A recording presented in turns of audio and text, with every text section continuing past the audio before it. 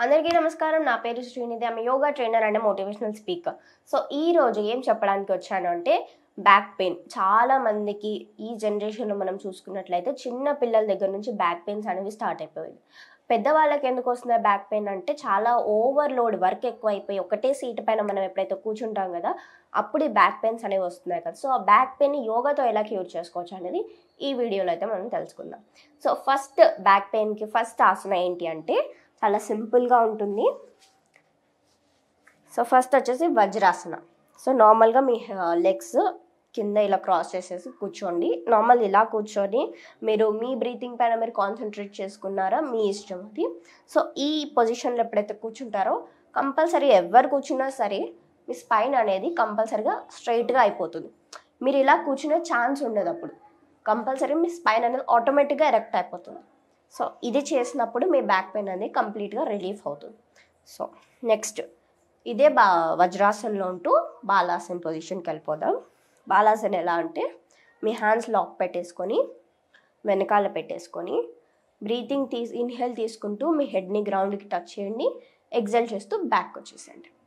Inhale,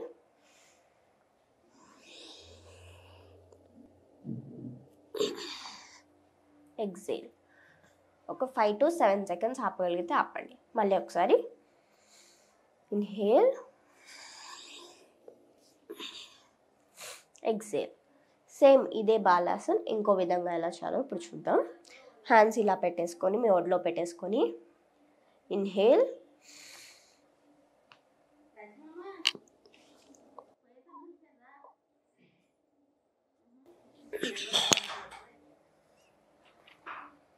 exhale. మళ్ళీ ఒకసారి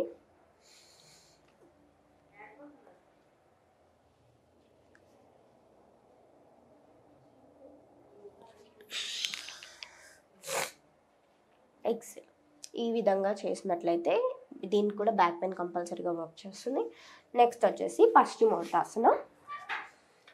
ఇలా మీ లెగ్స్ని చాచేసి మీ హ్యాండ్స్ ఒడిలో పెట్టేసుకొని ఇన్హేల్,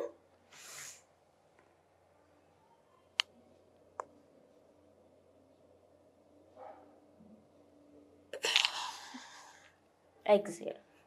సో ఈ ఆసన పశ్చిమోత్తాసన చేసేటప్పుడు మీ నీస్ అనేవి అయితే ఉంటాయి కదా ఇలా పైకి వస్తుంటే అది రాకుండా చూసుకోండి. ఎందుకంటే మళ్ళీ పోస్చర్ అంతా రాంగ్ వెళ్ళిపోతుంది. స్పైన్ స్ట్రైట్గా పెట్టేలాగా చూసుకోండి. సో పశ్చిమోత్తాసన చేస్తాం కదా, భుజంగాసన చేద్దాం ఇప్పుడు. భుజంగాసన కూడా వజ్రాసన నుంచి స్టార్ట్ చేయాలి. ఇలా వజ్రాసనలో ఉంటూ నెమ్మదిగా మీ కాళ్ళు వెనక్కి పెడుతూ మీ చేతులు మీ నడుము దగ్గర పెట్టుకొని ఇన్హేల్ చేస్తూ మీ బాడీని పైకి లిఫ్ట్ చేయండి. Inhale,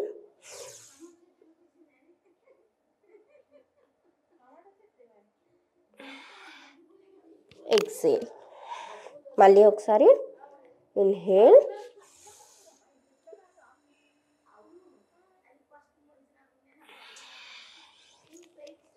exhale. సో ఇదే భుజంగాసన మేము అంతవరకు పైన లెవ్వలేము అనే వాళ్ళు అర్ధ భుజంగాసన చేయొచ్చు. అది ఎలా అంటే ఇన్హేల్,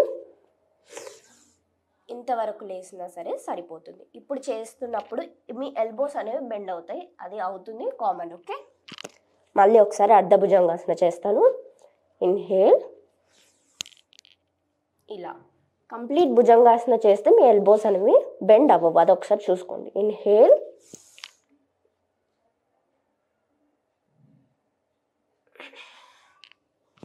ఎగ్జేల్. సో ఇదే పొజిషన్లో ఉంటూ శలభాసన చేద్దాం. మీ హ్యాండ్స్ ఇలా పెట్టేసేయండి. అర్ధ శలభాసన చేద్దాం. ఫస్ట్ మీ రైట్ లెగ్ అనేది లిఫ్ట్ చేయండి. Right leg and head. Inhale,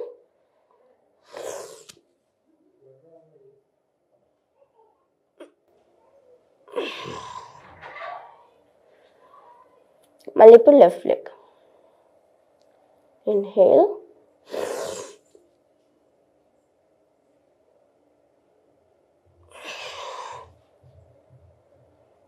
ఇప్పుడు అర్ధ శలభాసన చేస్తాం కదా. శలభాసన ఎలా అంటే 2 legs లిఫ్ట్ చేయాలి. Inhale,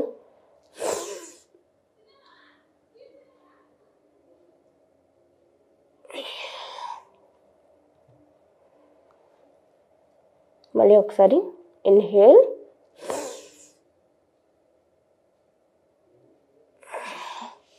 exhale. సో ఇలా.